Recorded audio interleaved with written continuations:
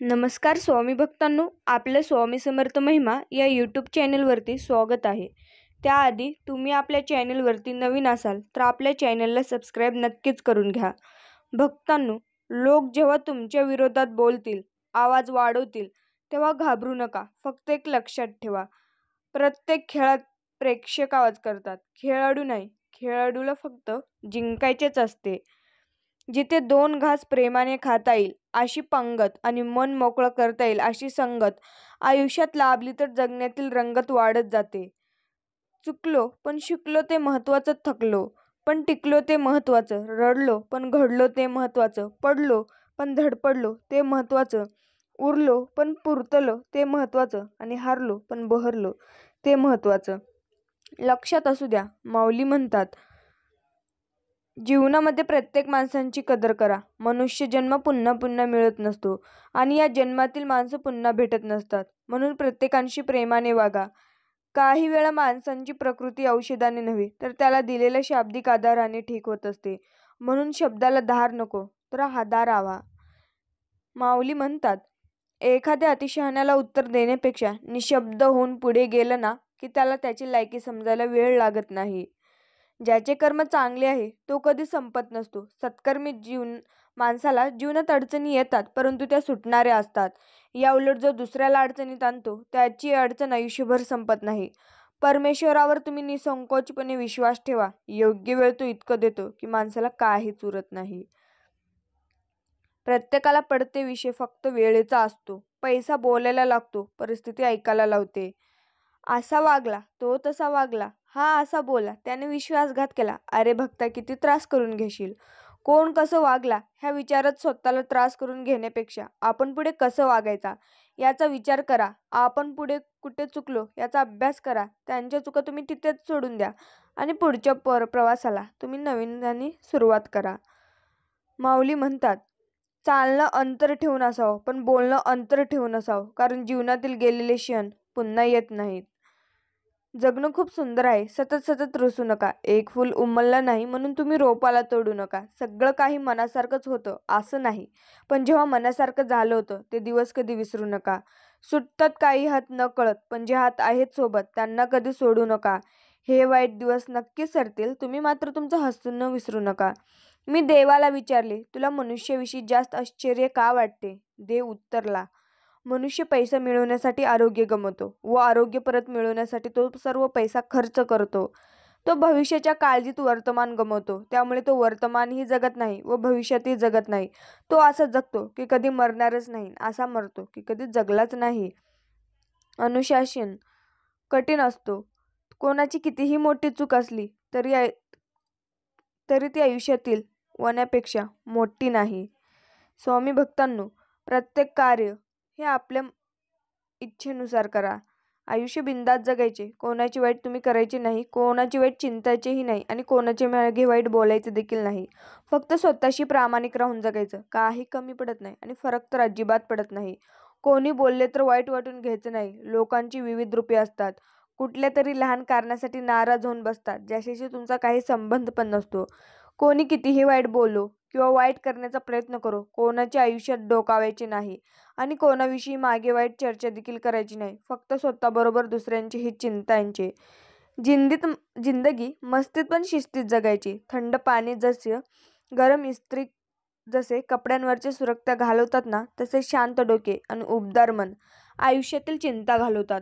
तर स्वामी भक्तांनो, जर तुमचा स्वामी माऊलींवरती विश्वास असेल तर व्हिडिओला लाईक करायला, चॅनलला सबस्क्राईब करायला आणि कमेंटमध्ये तुमची काही अडचण असेल किंवा श्री स्वामी समर्थ टाईप करायला विसरू नका. लक्षात असू द्या, आपण व्यक्तीच्या स्वभावाच्या प्रेमात असतो. माऊली म्हणतात, आयुष्याचा अर्थ नीट समजून घेण्यासाठी तुम्ही 3 ठिकाणी आवर्जून भेट द्या. एक रुग्णालय, दुसरा तुरुंग आणि तिसरं म्हणजे स्मशानभूमी. रुग्णालयात गेल्यावर तुमच्या लक्षात येईल की आपल्याला मिळालेले चांगले आरोग्य इतके या जगात सुंदर काहीच नाही. तुरुंगात गेल्यावर स्वातंत्र्याचे महत्त्व तुम्हाला समजेल. स्वातंत्र्य ही जगातील सर्वात मौल्यवान गोष्ट असल्याचे तुमच्या लक्षात येईल. स्मशानभूमीत गेल्यावर जीवनाचे मोल तुमच्या लक्षात येईल. आज आपण इथे चालत आलेलो असतो आणि उद्या कोणीतरी आपल्याला खांद्यावरून घेऊन जाणारे असते. कडू सत्य हेच, आपण या जगात काहीच घेऊन येत नाही आणि जातानाही काहीच नेऊ शकत नाही. त्यामुळे विनम्रपणे वागा, देवाप्रती कृतज्ञ भाव ठेवा, त्यांच्याकडे तुम्ही आदर व्यक्त करा. चूक महत्त्वाची असेल तर व्यक्ती विसरावी आणि व्यक्ती महत्त्वाची असेल तर चूक विसरावी. ज्यांनी तुमची धडपड पाहिली आहे फक्त त्यांनाच तुमच्या यशाची खरी किंमत कळते. इतरांना तुम्ही फक्त नशीबवान माणूस असं वाटत असता. लक्षात असू द्या, माऊली म्हणतात, आपल्या चांगल्या गोष्टी चोरणारी फसवणारी माणसं भोवताली आहेत, पण ते फक्त तुमच्या वस्तू आणि कलाकृतीत चोरू शकतात. त्या निर्माण करण्याची तुमच्यातील कलाशक्ती, ती मिळवण्यासाठी तुम्ही केलेले समाधान किंवा साधना, हे सगळं त्यांना कधीच चोरता येणार नाही. जे कठीण आहे ते सोपे करावे, जे सोपे आहे ते सहज करावे, जे सहज आहे ते सुंदर करावे आणि जे सुंदर आहे त्यावर मनापासून प्रेम करावे. एखादी वस्तू वापरली नाही की ती गंजते आणि जास्त वापरली तर झिजते. काही झालं तरी शेवटी तर ठरलेलाच आहे. मग कोणाच्या उपयोगात न येता गंजण्यापेक्षा इतरांच्या सुखासाठी झिजणं केव्हाही उत्तमच. पैसा आहे म्हणून उधळू नका, नाहीत म्हणून खोटं बोलू नका. माऊली म्हणतात, बोलता येतं म्हणून बरळू नका. बोललं पाहिजे त्यावेळेस बोलती बंद करू नका. हात आहेत म्हणून उंगारू नका आणि गरजेला हात बांधून उभारू नका. हसता येतं म्हणून दात दाखवू नका. हसतानाही संकोचपणा बाळगू नका. खाता येतं म्हणून अन्न सोडून खाऊ नका. खाल्लेलं सगळंच पचेल असे समजू नका. पिता येतं म्हणून पिऊ नका. आईच्या दुधाची किंमत विसरू नका. जन्माला आले म्हणून जगू नका. बोज म्हणून जगणं समजू नका. श्रीरामाला पती असूनही सीता हरण्याच्या वेळीस कोणी नव्हते. द्रौपदीचे 5 रक्षक असूनही वस्त्र हरण्यावेळी तिचे कोणी नव्हते. राजा दशरथाला 4 पुत्र असूनही अंतसमयाला जवळ कोणी नव्हते. लंकाधीश रावणाजवळ सर्व काही होते, मरताना जवळ कोणी नव्हते. भगवान श्रीकृष्ण शक्तिमान होते, बाण लागला तेव्हा जवळ कोणी नव्हते. शरशय्येवरती पडलेल्या भीषणांच्या वेदनांचा भागीदार कोणी नव्हते. अभिमन्यूवर प्रेम करणारे सर्वजण होते, चक्र व्यवहारातून काढणारे कोणी नव्हते. या जगात आपलं कोणीच नाही. आपले कर्म चांगले ठेवा, याचेच फळ आपल्याला भोगायचे आहेत. दुःखी आहे पण कोणावर नाराज नाही. चिडचिड होते पण राग कोणावर नाही. जिंकायचं आहे सगळं पण कोणासाठी ते माहिती नाही. जगू वाटतं स्वतःसाठी पण जीव तुटतो दुसऱ्यासाठी. आयुष्य खूप सोपं आहे पण जगता येत नाही. लहान व्हायचं आहे पण गेलेली वेळ परत येत नाही. नेहमी सुखी राहावं वाटतं पण सुख कशात आहे हे मात्र कळलंच नाही. स्वामी भक्तांनो, त्याआधी तुम्ही आपल्या चॅनेलला सबस्क्राईब नक्कीच करून घ्या. जे स्वतःच्या कार्यभाग साधेपर्यंत आपल्याशी अतिशय गोड बोलतात व खोटं प्रेम दाखवतात व जे स्वतःचा कार्यभाग साधल्यानंतर दुर्लक्ष करतात व ज्यांच्या मनात नंतर स्वार्थ उत्पन्न होतो, त्यांचं काय करायचं ते शेवटी ईश्वरच ठरवत असतो. त्यावर आपल्याला काही ठरवायची गरज पडत नाही. त्यामुळे ती गोष्ट ईश्वरावर सोपवून मोकळं व्हायचं, कारण नंतर देव अशी शिक्षा देतो की मनुष्याला कुठलाही पर्याय शिल्लक ठेवत नाही व भोग भागायला भाग पाडतो. त्यामुळे जीवन नेहमी स्वच्छ व निर्मल जगले पाहिजे. म्हणून एक म्हण आहे, नाही निर्मळ जीवन तर काय करील साबण. एक लक्षात ठेवा, आयुष्य जगताना शिळ्या भाकरीला आणि तुटक्या चप्पलला कधीच नावं ठेवायची नाहीत. कारण भाकरी आज शिळी आहे पण तिने काल आपलं पोट भरलं होतं ना, आणि चप्पल आज तुटली आहे पण तिने काल आपल्याला पायाला आधार दिला होता. म्हणून आपल्या आयुष्यातील प्रत्येक व्यक्ती फार मोलाची असते, फक्त तिची किंमत ही आपल्याला वेळ आल्यावरच कळते. किती खाल्लं, किती प्यालं, कधी आळणी तर कधी भाजन, कधी नागावं तर कधी भिगवान. खरंच सांगा, काय असतं जीवन? सहज होते सुरुवात आणि तेथूनच होते लागणं. आपल्या राहत नाही वागणं. कधी बकासूर तर कधी रावण. खरंच सांगा, काय असतं जीवन? नेहमीच होतात कार्यक्रम आणि नियोजन, तेच असते धोरण आणि तेच असते प्रयोजन. फक्त जागा बदलत असतात, कधी हॉटेल आलिशान तर कधी ओसाड माळरान. खरंच सांगा, काय असतं जीवन? बरंच काही असतं. दृष्टी वेगळं जगणं, मंदिराच्या पायरीवर बसून करून आत्मपरीक्षण, कधी कीर्तन तर कधी प्रवचन. खरंच सांगा, काय असतं जीवन? हेच असते सुख, तेच असते समाधान. मनातील अहंकाराचे सावट निघून गेल्यावर प्रकाश, आकाश आणि सागराप्रमाणे प्रसन्न आणि मोकळे वाटू लागते. स्वामी भक्तांनो, कुंभारासारखा गुरु नाही जगात, वर घाली तो धपाटा, आत आधाराचा हात देता आकार. गुरुने ज्याची त्याची लाभे वाट, घट पावती प्रतिष्ठा. गुरु राहतोच अज्ञात. निष्क्रिय माणसं आणि अतिअहंकारी माणसं शेवटी एकटीच पडतात. आपल्या ह्याच स्वभावापायी आपण एकटे पडलो आहोत हेही ते मान्य करत नाहीत. आणि तरीही त्यांपैकी काहीचं नशिबाचं इतकं चांगलं असतं की अशा माणसांना सांभाळणारी माणसं त्यांना शेवटपर्यंत लाभतात. त्यामुळे आपलं आजवर काहीच चुकलेले नाही असे समजुतीत ती आपला आळस आणि अहंकार दोन्हीचं जतन करतात. पैशापेक्षा ज्ञान श्रेष्ठ आहे, कारण पैशाचे रक्षण तुम्हाला करावे लागते आणि ज्ञान मात्र तुमचे रक्षण करते. लक्षात असू द्या, माणसं जोडणं म्हणजे काय? माणसं जोडणं म्हणजे समोरच्याला आहे तसं स्वीकारणं. स्वामी भक्तांनो, माऊली म्हणतात, आपल्या अपेक्षा, आपले मत दुसऱ्यावर न लादणं. माणसं जोडणंच म्हणजे ऐकण्याची कला शिकणं, फुकांचा वाद आणि टोकांची टीका टाळणं. माणसं जोडणं म्हणजे माणसांवर शिक्के न मारणं. समोरच्याचा अधिक महत्त्वाचा हे स्वतः जाणणं आणि त्यालाही ते जाणून देणं. माणसं जोडणंच म्हणजे कौतुकाची एकही संधी न सोडणं, तक्रार मात्र जपून करणं. माणसं जोडणं म्हणजे प्रतिक्रिया नव्हे, प्रतिसाद देणे, रागांचंही रूपांतर प्रेमात करता येणं. माणसं जोडणंच म्हणजे इतरांना माफ करता करता स्वतःचं मन साफ करणं. आणि सर्वात महत्त्वाचं म्हणजे माणसं जोडणंच म्हणजे इतरांमधला भगवंत पाहत पाहत स्वतःमधला भगवंत प्रकट करणं. लक्षात असू द्या, आयुष्य जगण्याची आपली सोपी पद्धत हवी. जिथे आपली कदर नाही तिथे कधीच जायचं नाही. जे आपल्याला पचत नाही ते कधीच खायचं नाही. जे खरं सांगूनही रागवतात त्यांना मनवत बसायचं नाही. जे एकदा नजरेतून उतरले त्यांचा त्रास करून घ्यायचा नाही. वेळ पाहून बदलतो त्याला मित्र करायचा नाही. आणि कितीही संकट आले तर कोणालाही घाबरायचं नाही. स्वामी भक्तांनो, माऊली म्हणतात, जीवनात या गोष्टीमुळे खूप त्रास सहन करावा लागतो. एक म्हणजे साधा स्वभाव, दुसरी म्हणजे कमीपणा घेणे, तिसरी गोष्ट म्हणजे जबाबदारी स्वीकारणे, चौथी म्हणजे चांगल्या सवयी, पाचवी म्हणजे चांगले विचार, सहावी म्हणजे चांगले शब्द आणि सातवी म्हणजे माणुसकी दाखवणे आणि सगळ्यात महत्त्वाचे म्हणजे आवडत्या व्यक्तीवर विश्वास ठेवणे. जे आपल्या भावनांशी प्रामाणिक राहतो त्यालाच प्रेम म्हणजे काय हे समजते. स्वामी भक्तांनो, माऊली म्हणतात, काम माझं आणि नाव दुसऱ्यांचं हा विचार करून कधीही नाराज होऊ नका. कारण तूप आणि कापूस युगायुगाने एकत्र जळत आहेत, परंतु लोक मात्र दिवा जळत आहेत. असंच म्हणतात, कोणी कसं वागावं हे आपल्या हातात नसतं, पण त्यांचा आपण स्वतःवर कितपत परिणाम करून घ्यायचा हे मात्र निश्चितच आपल्याच हातात असतं.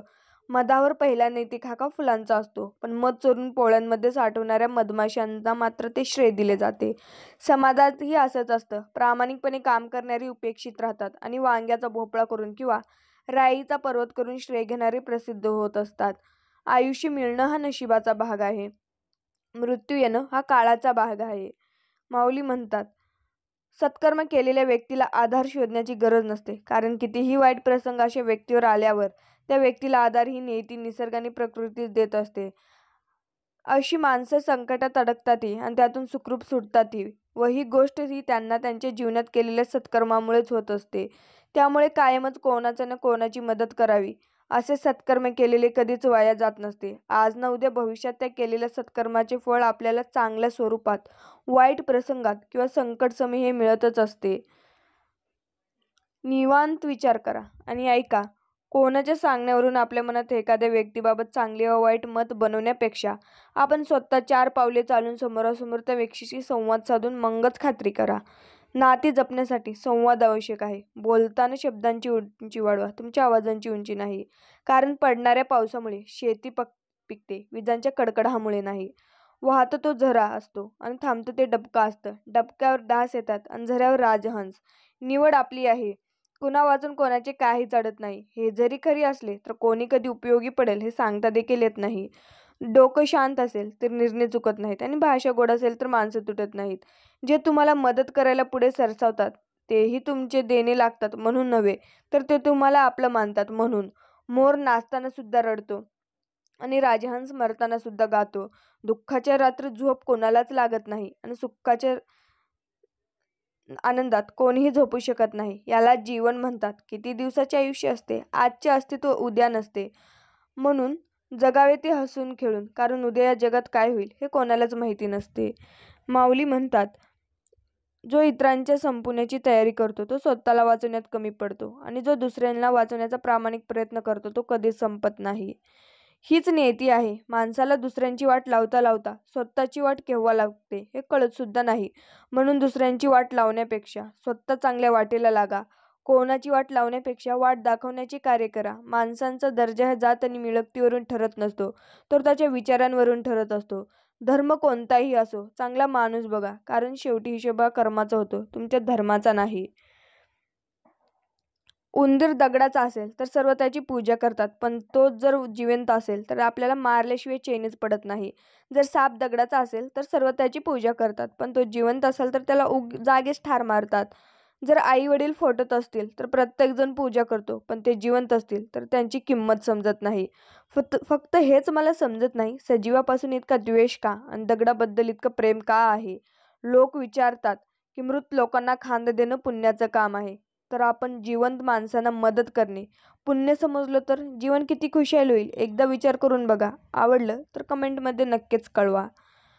स्वामी भक्तांनो, सुखात आठवण नाही आली तरी चालेल, पण मात्र दुःखात प्रथम जो आठवतो तोच खरा आपल्या जवळचा माणूस असतो. ज्या समोर बसून मोठमोठ्याने हसण्यापेक्षा ज्याच्या खांद्यावर डोकं ठेवून मनसोक्त रडता येईल ना, तोच खरा आपला जवळचा माणूस असतो. अख्खी दुनिया विरोधात गेली तरी चालेल, मात्र तो सोबत हवा व्यक्तीबद्दल वाटतो तोच खरा आपला माणूस असतो. असा हा जवळचा माणूस प्रत्येकाच्या आयुष्यात असतो. तो कधी कधी रक्ताच्या नात्यात असतो, तर कधी मैत्रीच्या नात्यात असतो. अशा त्या व्यक्तीला सदैव जपून ठेवलं, त्याला कधीही आपल्यापासून दूर जाऊ नका. लक्षात असू द्या, तुमची मिळकत जर तुमच्या कुटुंबा गरजा भागवण्याइतकी असेल तर तुम्ही स्वतःला श्रीमंत समजा, कारण ह्या जगात आजपर्यंत श्रीमंतांची व्याख्या कोणालाही करता आलेली नाहीये. जसं दिसतं तसं नसतं म्हणून जग फसतं असं म्हणतात ते खरं. नातेवाईकांचं पण तसंच असतं. समोरून आपलं व्हावं असं म्हणणारे नातलग मागून आपली कशी वाट लागेल या प्रयत्नात असतात.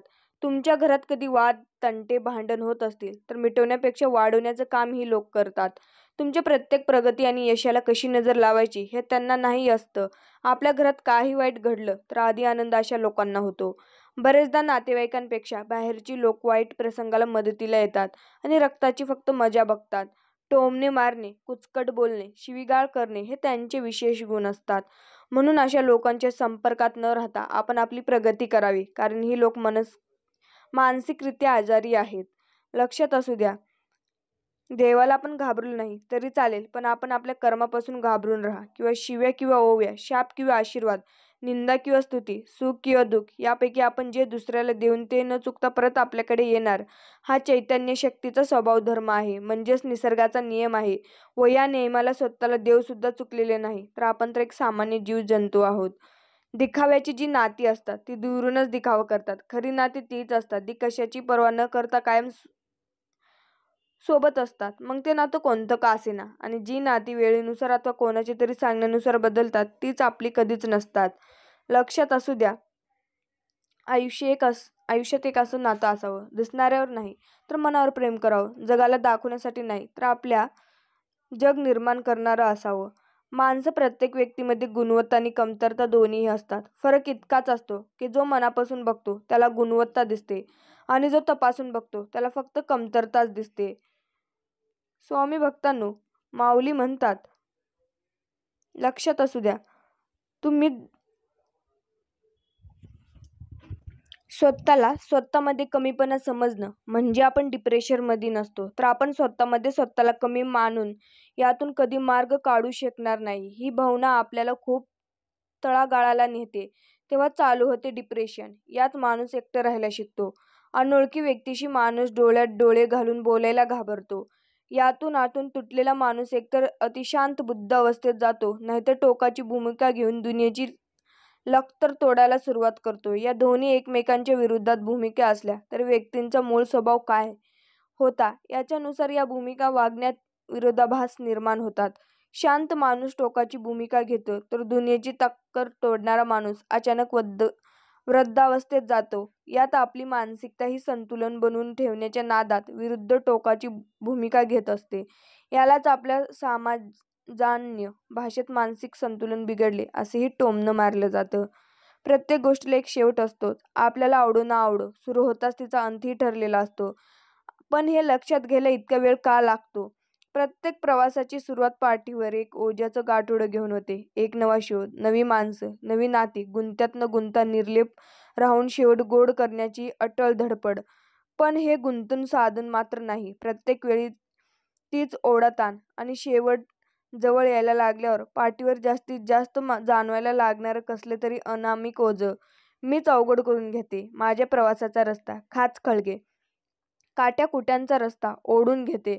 सहप्रवाशांना इतका त्रास होतोय असं जाणवतं का नाही मग त्याच्यासाठी का सोपं असतं हे न गुंतणं? कसं जमतं त्यांना असं कमळावरचं थेंब होण्याइतकं मोकळं राहणं? मला शिकायचंय हे असं पाण्यातून राहून भिजत पोहणं. मलाही हवा हा आनंद.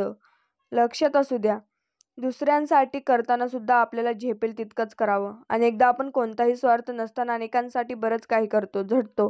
प्रत्येक वेळी आपली जबाबदारी म्हणून, कर्तव्य म्हणून पुढे पुढे करतो, कोणताही स्वार्थ नसताना. सगळे म्हणतात आयुष्य एकदाच मिळतं, हे भरभरून जगायचं असतं. पण सुरुवात कधी करायची याचंच उत्तर सापडत नसतं. बालपणात अक्कल नसते, तरुणपणात जाणीव नसते, मात्र आयुष्याच्या अर्ध्यावरती आयुष्याची किंमत कळते. म्हटलं चला सुरुवात करू स्वतःसाठी जरा जगून बघू. पण कर्तव्याच्या लोंढ्यापुढे नंदीबैल हा लागता झुलू. आता संपेल, मग संपेल, जबाबदारीचं ओझं हटेल. उडण्यासाठी माझं आभाळ मी स्वतःच तयार करेन. दिवस असेच सरत राहतात, वृद्धाकडे झुकत राहतात. बकेट लिस्ट वाढता पाहिल्या इच्छा घुसर होतात. डोळ्यासमोर निख्ख आकाश, दृश्यामध्ये सागर, कल्लोष चिंतेवरती हुंडल्यावर आयुष्याचा संपतो. हिशोब घेऊन काही चालू नव्हतो आणि मागे उरलं नाही इथलं संचित इथेच संपलं आणि शून्यामधून शून्यच गेलं. स्वामी भक्तांनो, असेच आपले स्वामी माऊलींचे संदेश पाहण्यासाठी आपल्या चॅनलला तुम्ही सबस्क्राईब नक्कीच करून घ्या. श्री स्वामी समर्थ. जय जय स्वामी समर्थ.